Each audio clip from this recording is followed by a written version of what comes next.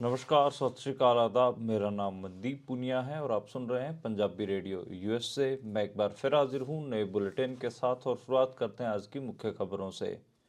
Syria के नए प्रधानमंत्री मोहम्मद अल बशीर ने दुनिया भर में रह रहे शरणार्थियों से अपील की है कि वे सीरिया वापस लौट आएं। इसके अलावा विद्रोही गुट एचटीएस ने कच्चे तेल के कुओं पर भी कब्जा कर लिया है। ईरान ने इस सारे घटनाक्रम को अमेरिका और इजराइल की साजिश बताया है।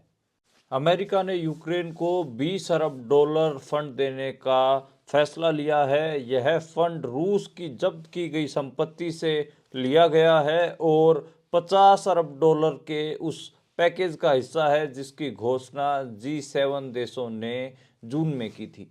भारत के उपराष्ट्रपति और राज्यसभा के स्पीकर जगदीप धनखड़ के खिलाफ अपोजिशन पार्टियों ने अविश्वास प्रस्ताव पेश किया है। अपोजिशन पार्टियों का आरोप है कि जगदीप धनखड़ उन्हें नहीं बोलने देते हैं। इसके अलावा वे सरकार की तरफदारी करते हैं और सरकार के मंत्रियों और राज्यसभा सांसदों को ही ज़्यादा समय देते हैं। सुखबीर बादल पर हमला करने वाले नारायण सिंह चौड़ा की आज अमृतसर कोर्ट में पेशी हुई, जिसमें अदालत ने उनके रिमांड को बढ़ा दिया है। अब 3 दिन का अतिरिक्त रिमांड पुलिस को मिला है। इसके अलावा पंजाब पुलिस ने कहा है कि पूछताछ में एसजीपीसी पंजाब पुलिस के साथ सहयोग नहीं कर रही है। खनौरी बॉर्डर पर भूख हड़ताल पर बैठे जगजीत सिंह डल्लेवाल को 15 दिन पूरे हो गए हैं। उनका मरण व्रत 16वें दिन में एंटर कर गया है। वहीं खनौरी बॉर्डर और शंभू बॉर्डर पर तैनात नौजवान किसानों ने यह आरोप लगाए कि उनके फेसबुक और ट्विटर पेज बंद किए जा रहे हैं। बीके शहीद भगत सिंह का फेसबुक पेज भी बंद किया गया है। वहीं बॉर्डर के आसपास के इलाकों में इंटरनेट भी बंद किया गया है। ये थी आज की मुख्य खबरें। अब करते हैं इन खबरों का विश्लेषण और शुरुआत करते हैं पहली खबर से। पहली खबर, पूरी दुनिया की निगाहें सीरिया के ऊपर टिकी हुई हैं और सीरिया में तख्तापलट हुआ है। आप सबको पता है कि सीरिया के राष्ट्रपति असद भागकर रसिया चले गए हैं और वहां पर एचटीएस नाम के विद्रोही गुट ने कब्जा कर लिया है। अंतरिम प्रधानमंत्री भी चुन लिए गए हैं, मोहम्मद अल बशीर, जो कि विद्रोहियों के समर्थक हैं और उनका सपोर्ट करते रहे हैं। इसके अलावा मोहम्मद अल बशीर ने प्रधानमंत्री चुनने के बाद सबसे पहला अपना वक्तव्य जारी किया, जिसमें उन्होंने कहा है कि दुनिया भर में जहां जहां पर भी सीरिया के लोग शरणार्थी बनकर रह रहे हैं वे वापस देश लौट आएं, क्योंकि अब सीरिया के लोग मिलकर एक नया देश बनाएंगे। इसके अलावा अलग अलग किस्म की चीज़ें भी अब सीरिया में देखने को मिल रही हैं। सीरिया में जो बशर अल असद थे, सीरियन राष्ट्रपति, जो सीरिया के पहले जो अब ये तख्ता पलट हुआ, इससे पहले जो राष्ट्रपति थे असद, उनके पिताजी की कब्र में विद्रोहियों ने आग लगा दी है। उनके पिताजी भी सीरिया के राष्ट्रपति रहे हैं और उनकी मौत सन 2000 में हुई थी और उनका पैतृक गांव पड़ता है करदाहा। करदाहा में उनको दफनाया गया था और जो एचटीएस है उन्होंने जो उनकी कब्र है उनकी उस जो उनका नाम था हाफिज असद, तो हाफिज असद की कब्र में भी आग एचटीएस विद्रोही गुट ने लगा दी है। इसके अलावा और भी कई खबरें आई हैं। इसमें एक खबर ये भी है कि जो एचटीएस है उन्होंने जो तेल के कुओं, कच्चे तेल के जो भंडार हैं पूर्वी शहर दियार अल जोर, उसके ऊपर भी अपना नियंत्रण कर लिया है और इसकी खबर इंटरनेशनल मीडिया में भी छपी है। इसके अलावा उन्होंने सैन्य हवाई अड्डा है उसको भी आज़ाद करवा लिया है। हालांकि इजराइल ने जो सीरिया के सैन्य हवाई अड्डे हैं उन पर हमले भी किए हैं और उसकी लगातार जिक्र भी हो रहा है। और इसके अलावा जो पड़ोसी मुल्क है ईरान, वो इसमें साजिश ढूंढ रहा है और ईरान के जो सर्वोच्च नेता हैं अयातुल्लाह अला खौमनेई, उन्होंने अमेरिका और इजराइल पर सीरिया का असद सरकार को गिराने का आरोप लगाया है। सीरिया की जो असद सरकार थी उसको गिराने का आरोप अमेरिका और इजराइल पर लगाया है। तो खामेनेई की स्टेटमेंट के बाद पूरे ईरान में चर्चा का विषय भी रहा। जो ईरान के बड़े अखबार हैं, जो मेन स्ट्रीम अखबार हैं, उसमें कई सारी खबरें भी छपी, जिसमें अगर हम कुछ खबरों की बात भी कर लें तो उसमें यही इन खबरों का टेक रहा। और फ्रंट हेडलाइंस थी उसमें। एक तो इजराइल ने जो हमले किए हैं, हवाई हमले किए हैं सीरिया में, और खासकर उनके सैन्य ठिकानों के ऊपर, हवाई ठिकानों के ऊपर, उसको लेकर ईरान में अखबारों ने फ्रंट पेज की कवरेज की है और कहा है कि जो इजराइल और अमेरिका है उसने असद सरकार का तख्ता पलट किया है और एचटीएस को हवा दी है। तो एक एक हिसाब से दूसरा, बहुत सारे तकरीर ये भी दे रहे हैं कि जो कतर है, अब कतर कहीं ना कहीं सीरिया में अपना ऑफिस, हाई कमीशन खोलने की बात कर रहा है, जो कि पहले असद सरकार में बंद कर दिया गया था। तो उसको, उसकी तरफ भी इशारा करते हुए लोग कह रहे हैं कि देखिए अमेरिका और इजराइल की प्लानिंग है। इसके अलावा कच्चे तेल का जो मामला है, कच्चे तेल के जो भंडार हैं, उसको लेकर भी ईरान कह रहा है कि अमेरिका की नज़र काफ़ी समय से कच्चे तेल के भंडारों के ऊपर भी थी। तो ये सब आज जो ईरान के अखबार हैं उनमें ये कवरेज रही है। तो एक हिसाब से मोटा मोटा यही निकल कर आ रहा है कि जो ईरान है वो खिलाफत कर रहा है और असद की सपोर्ट कर रहा है, और जो अमेरिका और इजराइल है वो इस सारे मामले पे अपने अपने अपने हित साधने की कोशिश कर रहा है। इससे अगली खबर की ओर बढ़ते हैं। जो अगली खबर है वो रूस यूक्रेन युद्ध के बीच से आई, और अमेरिका ने यूक्रेन को 20 अरब डॉलर देने का वचन दिया है और उसको फंड दिया है। और ये सारा फंड अमेरिका ने रूस की जब्त की गई संपत्ति से दिया गया है, और ये उसी आर्थिक मदद का हिस्सा है जो 50 अरब डॉलर, जो कि जून महीने में G7 देशों ने तय की थी यूक्रेन को देने के लिए। उसी में से 20 अरब डॉलर अब वो फंड है जो रूस से जब्त किया गया है और यूक्रेन को दिया जा रहा है। इसकी जानकारी जो अमेरिका की ट्रेजरी सेक्रेटरी जेनेट येलेन है, उन्होंने कहा कि जो जब्त संपत्तियों से आर्थिक मदद का मतलब है कि रूस को अपने अवैध युद्ध की कीमत चुकानी होगी, यानी कि रूस जो कुछ कर रहा है उसकी कीमत उसको चुकानी होगी। और ये 20 अरब डॉलर विश्व बैंक के फंड में जमा करवाई है, जहां से यूक्रेन को ये फंड दिया जाएगा। अब इसमें एक पेच है।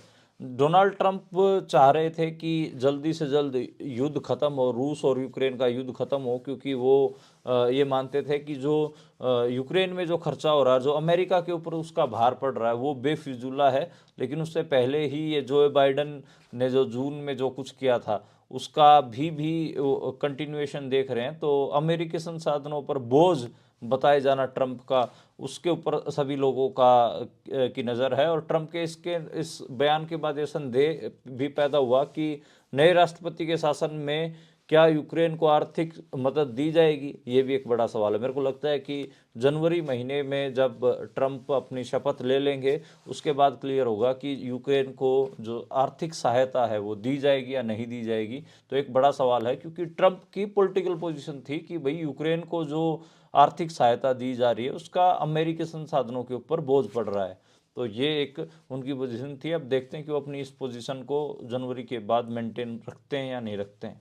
अगली खबर की ओर बढ़ते हैं, और अगली खबर भारत की पार्लियामेंट से और राज्यसभा से आई। पहली तो राज्यसभा के स्पीकर और भारत के उपराष्ट्रपति जगदीप धनखड़ के खिलाफ ओपोजिशन पार्टियों ने अविश्वास प्रस्ताव पारित कर दिया। अविश्वास प्रस्ताव आज उन्होंने मूव किया। इसके अलावा जो अपोजिशन पार्टियां हैं उन्होंने आज एक प्रेस कॉन्फ्रेंस का भी आयोजन किया, जिसमें राज्यसभा में जो लीडर ऑफ अपोजिशन है मल्लिकार्जुन खड़गे, उन्होंने अपनी बात रखी सबसे पहले। उसके अलावा उनके अलावा जितनी भी इंडिया ब्लॉक की पार्टियां थी वो सब मौजूद थी। तृणमूल कांग्रेस हो, उद्धव ठाकरे वाली शिवसेना हो, आरजेडी हो, या फिर ममता बनर्जी की पार्टी तृणमूल कांग्रेस हो, लेफ्ट हो, ये सारी पार्टियां आज प्रेस कॉन्फ्रेंस में मौजूद थी। और उसमें मल्लिकार्जुन खड़गे ने जगदीप धनखड़ के ऊपर आरोप लगाया कि जो लीडर ऑफ अपोजिशन है उनको तो 5 मिनट बोलने देते हैं, उसके बाद 10 मिनट वो खुद बोलते हैं, और उसके बाद वो हंगामा क्रिएट करते हैं। और ये भी कहा कि वो जो जितने भी सरकार जो चाहती है वो सब चीज़ें राज्यसभा में वो लागू कर रहे हैं। उनका जो रोल है एज ए स्पीकर, जो रोल होना चाहिए वो कहीं ना कहीं न्यूट्रल होना चाहिए, लेकिन वो खुलकर सरकार की तरफदारी करते हैं, सरकार की वकालत करते हैं, और सरकार के मंत्रियों को, वजीरों को और सांसदों को ज़्यादा बोलने देते हैं। विपक्ष के टाइम पर वो ये कहने लग जाते हैं कि nothing will go on record, nothing will go on record.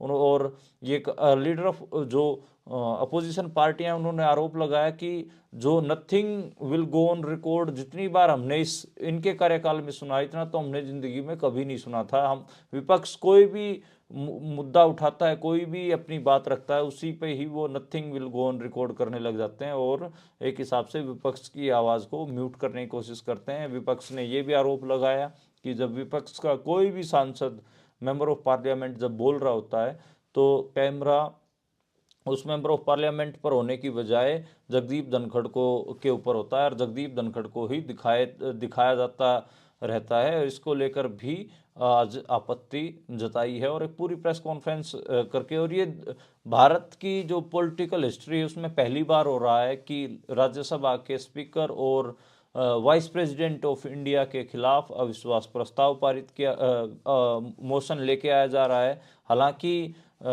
जो अपोजिशन पार्टियां हैं उनके पास राज्यसभा में बहुमत नहीं है, तो मेरे हिसाब से उनका जो ये प्रस्ताव है, अविश्वास प्रस्ताव, वो गिर जाएगा और जो जगदीप धनखड़ हैं वो बने रहेंगे। लेकिन जगदीप धनखड़ की क्रेडिबिलिटी के ऊपर ये बट्टा लगा है, क्योंकि वो अकेले ऐसे वाइस प्रेसिडेंट ऑफ इंडिया होंगे जिनके खिलाफ जो अपोजिशन पार्टियां हैं उन्होंने अविश्वास प्रस्ताव मूव किया हो। अगली खबर की ओर बढ़ते हैं और अगली खबर लोकसभा से। लोकसभा का सेशन भी चला हुआ, दरअसल अभी इंडिया में विंटर सेशन चला हुआ पार्लियामेंट का, उसमें चाहे अपर हाउस हो या lower house, upper house Rajya Sabha होता है, लोअर हाउस लोकसभा होता है, दोनों में ही सेशन चले हुए हैं। शुरुआती जो 4-5 दिन थे वो तो अडानी और मोदी के मुद्दे पर निकल गए, लेकिन अभी आज जैसे कुछ सेशन चले और उसपे आज राहुल गांधी ने स्पीकर हैं जो ओम बिरला लोकसभा के, उनसे मुलाकात भी की और उन्होंने कहा कि 13 दिसंबर को संविधान के ऊपर बहस होनी है और वो चाहते हैं कि सदन चले ताकि वे अपनी बातें रख सकें।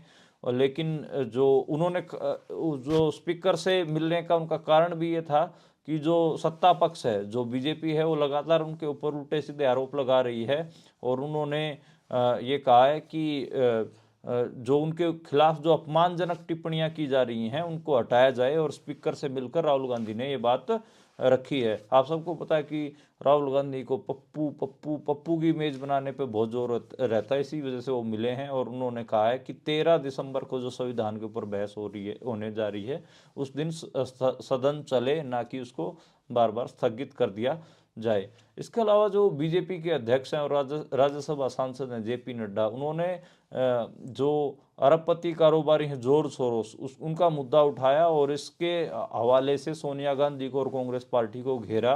हालांकि जब हंगामा हुआ तो राज्यसभा को स्थगित कर दिया। उन्होंने जो बीजेपी के राष्ट्रीय अध्यक्ष हैं जेपी नड्डा, वो बार बार कहते रहे कि सोनिया गांधी और सोरोस के क्या संबंध हैं, इसका जवाब दीजिए, और सोरोस और कांग्रेस पार्टी के नेतृत्व के क्या संबंध है, ये कई सवाल उन्होंने उठाए, जिसके बाद लगातार एक हिसाब से हंगामा हुआ और सदन को स्थगित कर दिया गया। जो कांग्रेस पार्टी है वो अडानी और मोदी की क्या दोस्ती है इसका सवाल उठा रही है, तो अब बीजेपी ये चीज़ ले आई है। हालांकि जो कांग्रेस की प्रवक्ता है सुप्रिया श्रीनेत, उन्होंने कहा है कि ये जो कोई भी जॉर्ज सोरोस का नाम ले रहे हैं, अगर वो देश के लिए इतना ही खतरनाक है तो उसके सारे बिजनेस देश से बंद कर दीजिए, उसको बाहर फेंकिए, ये इतना कोई बड़ा मुद्दा है ही नहीं।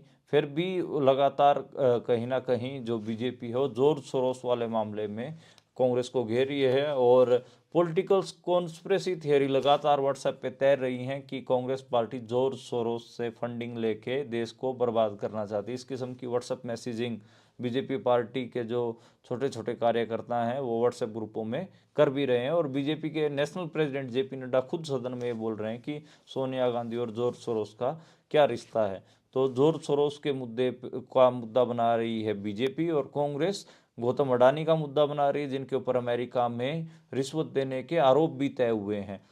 तकरीबन 2036 करोड़ की रिश्वत है कि जिन भारतीय अधिकारियों को दी गई, उसको लेकर उनके ऊपर आरोप तय किए गए हैं। अब देखना होगा कि उनकी उस मामले में सुनवाई के बाद क्या होता है। अगली खबर की ओर बढ़ते हैं और अगली खबर दिल्ली चुनाव से। फरवरी में दिल्ली विधानसभा चुनाव होने जा रहे हैं और आम आदमी पार्टी के लिए चुनाव बहुत अहम है, बहुत ज़रूरी है, क्योंकि आम आदमी पार्टी की नींव दिल्ली चुनाव से ही पड़ी थी, दिल्ली के विधानसभा चुनाव से पड़ी थी। और अरविंद केजरीवाल क्या तिबारा से मुख्यमंत्री बनेंगे, क्या तिबारा आम आदमी पार्टी की सरकार दिल्ली में आएगी या नहीं, ये भी एक बड़ा सवाल है। इसी बीच आम आदमी पार्टी के मुखिया अरविंद केजरीवाल ने आज ट्विटर पर यह जानकारी देते हुए कहा कि वे कांग्रेस के साथ अलायंस नहीं कर रहे हैं। दरअसल हुआ क्या कि आज जो न्यूज़ एजेंसी एएनआई उन्होंने एक खबर ब्रेक की। सूत्रों के हवाले से उन्होंने कहा कि आम आदमी पार्टी और कांग्रेस के अलायंस की बात चल रही है और कांग्रेस को 15 सीटें देने पर आम आदमी पार्टी राजी हो गई है। 1-2 सीटें और जो अन्य विपक्षी दल हैं उनको दी जाएगी और बाकियों के ऊपर जो आम आदमी पार्टी है वो चुनाव लड़ेगी। ये खबर एएनआई ने ब्रेक की। इसको कोट ट्वीट करते हुए, इसके ऊपर रिएक्शन देते हुए अरविंद केजरीवाल ने कहा कि मैं फिर से कह रहा हूं, दिल्ली में आम आदमी पार्टी का कांग्रेस के साथ अलायंस नहीं होगा, नहीं होगा, नहीं होगा, ये उन्होंने कहा। इससे पहले भी वो एक प्रेस कॉन्फ्रेंस में इस बात को कह चुके हैं कि दिल्ली में आम आदमी पार्टी और कांग्रेस का अलायंस नहीं होने जा रहा है। बहरहाल अगली खबर की ओर बढ़ते हैं। जो अगली खबर अमृतसर से आई। अमृतसर में आज सुखबीर बादल पर हमला करने वाले नारायण सिंह चोड़ा की कोर्ट में पेशी थी। कोर्ट ने उनके रिमांड बढ़ा दी है और आज जो कोर्ट में जो आज अदालत में जो पेशी हुई उसमें 3 दिन का एक्स्ट्रा रिमांड दिया गया है और इस दौरान कई बातें सामने आई। उनमें से एक ये थी कि पंजाब पुलिस ने कहा कि एसजीपीसी उन्हें सहयोग नहीं कर रही है जांच में, ना ही सीसीटीवी फुटेज दे रही है। और इसको लेकर जो नारायण सिंह चोड़ा के वकील हैं और उनके बेटे, उन्होंने कहा कि उनके पिताजी एसजीपीसी के प्रधान, उस दिन उनके पिताजी एसजीपीसी के प्रधान हरजिंदर सिंह धामी से भी मिले थे, लेकिन पुलिस सिर्फ बेबुनियाद आरोप लगा रही है और जो अकाली दल के नेता वो भी बेबुनियाद आरोप लगा रहे हैं कि वो सिर्फ पंजाब पुलिस के एसएसपी से मिले थे। उस दिन तो वो कई लोगों से मिले थे। तो ये कई बातें भी आज कोर्ट में क्लियर हुई हैं और ये भी कहा है कि एसजीपीसी पंजाब पुलिस को फुटेज नहीं दे रही, ये बात भी निकल कर आई है। इसके अलावा आज उनको जब लेकर पहुंची पुलिस तो उसमें दोनों पक्षों की बहस सुनी। 3 दिन का रिमांड दिया गया और इस 3 दिन का रिमांड जो बढ़ाया गया, जो एक्स्ट्रा रिमांड दिया गया है, इसके पीछे एक कारण है। इसके पीछे कारण ये है कि जो पुलिस है वो एक कहानी बना के लेके आई हुई थी और उसमें वो थोड़ा केस को थोड़ा कॉम्प्लेक्स बनाने की कोशिश कर रही है। पुलिस कह रही है कि locations, call details, digital record, ये सब अभी खंगाले जा रहे हैं नारायण सिंह चोड़ा के। जबकि जो डिफेंस के वकील हैं उन्होंने कहा कि वो तो बॉर्डर एरिया में रहते हैं और डेरा बाबा नानक में उनका घर है और अलग अलग जगहों के ऊपर वो बरसियों पर आते जाते रहते हैं। इसके अलावा तो कोई ऐसा उनका कोई रिकॉर्ड भी नहीं है जो पुलिस क्रिएट करने की कोशिश कर रही है। तो ये एक चीज़ है। हालांकि हम कोशिश करेंगे कि जो नारायण सिंह चोड़ा के वकील हैं उनसे भी इस पूरे मामले को समझें कि वो किस किस्म से चीज़ें करने की कोशिश कर रहे हैं। उसमें एक बात तो ये समझ में आई कि जो 109 बीएनएस है वो उनके ऊपर नहीं बनता। ये जो उनके डिफेंस वकील हैं वो लगातार पुश करने की कोशिश कर रहे हैं, ये बात कहने की कोशिश कर रहे हैं। अगली खबर की ओर बढ़ते हैं और अगली खबर आंदोलनकारी किसानों के तरफ से आई और खनौरी बॉर्डर पर आप सबको पता है कि जगजीत सिंह डल्लेवाल पिछले 15 दिन से भूख हड़ताल पर बैठे। 15 दिन पूरे हो गए हैं, आज उनकी भूख हड़ताल का 16वां दिन था और लगातार वे भूख हड़ताल पर बैठे हैं, आमरण अनशन पर बैठे हैं। उनकी सेहत भी गिरती जा रही है और कल अगर हम बात करें आज, तो आज हरियाणा और पंजाब में मस्जिदों में, मंदिरों में, गुरुद्वारों में उनके लिए अरदास की गई और ये उनके सेहत की अरदास की गई। इसके अलावा जो ज्ञानी हरप्रीत सिंह हैं, श्री दमदमा साहिब के जत्थेदार ज्ञानी हरप्रीत सिंह हैं, उन्होंने भी एक स्टेटमेंट जारी की और कहा कि केंद्र से संवाद करे पंजाब सरकार, क्योंकि जगजीत सिंह डल्लेवाल की जो तबीयत है वो बिगड़ती जा रही है। उन्होंने कहा कि उनकी अभी देश को ज़रूरत है जगजीत सिंह डल्लेवाल जैसी शख्सियत की। तो इसको लेकर पंजाब सरकार संवाद करे केंद्र सरकार से और किसानों के मसले हल करवाने की कोशिश करे।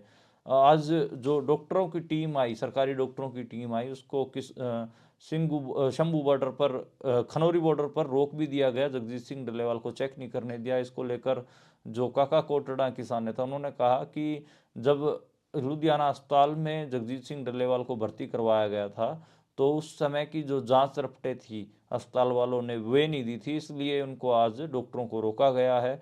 और जो जगजीत सिंह डल्लेवाल हैं वो 16वें दिन में एंटर करने जा रहे हैं। उनके तकरीबन 12 किलो वजन उनका कम हो चुका है और कल यानी कि 12 तारीख को, 12 दिसंबर को किसानों की तरफ से अपील की गई है कि पूरे भारतवर्ष के लोग शाम का खाना छोड़ें और जगजीत सिंह डल्लेवाल के लिए सॉलिडेरिटी दिखाएं। इसके अलावा जो सरकार है, भारत सरकार है, उसने और जो पंजाब सरकार या फिर पंजाब सरकार, ये तो हमें नहीं पता, पर डिजिटल स्ट्राइक किसान आंदोलन के ऊपर हुई है, जिसमें BKU शहीद भगत सिंह का जो फेसबुक पेज है वो नहीं चल रहा है। बाकी और भी कई ऐसे पेज या ऐसे अकाउंट जिन पर किसान आंदोलन की खबरें या किसान आंदोलन के विजुअल शेयर किए जाते हैं, उनको भी डाउन कर दिया गया या बंद कर दिया गया है। और इसके ऊपर, इसको लेकर जो किसान आंदोलन की तरफ से स्टेटमेंट जारी की गई है, BKU शहीद भगत सिंह के प्रवक्ता तेजवीर सिंह ने इसकी जानकारी मीडिया को साझा की है। इसके अलावा उन्होंने ये भी कहा है कि जो जहाँ जिस इलाके में किसान आंदोलन चल रहा है, चाहे खनौरी बॉर्डर हो चाहे शंभू बॉर्डर हो, वहाँ पर इंटरनेट भी बंद कर दिया है, इंटरनेट भी वहाँ पर नहीं चल रहा है। तो ये जानकारियाँ आज किसान आंदोलन से आई हैं। आज के लिए इतना ही। कल दोबारा मुलाकात होगी नई खबरों के साथ, नए बुलेटिन के साथ। आप देखते और सुनते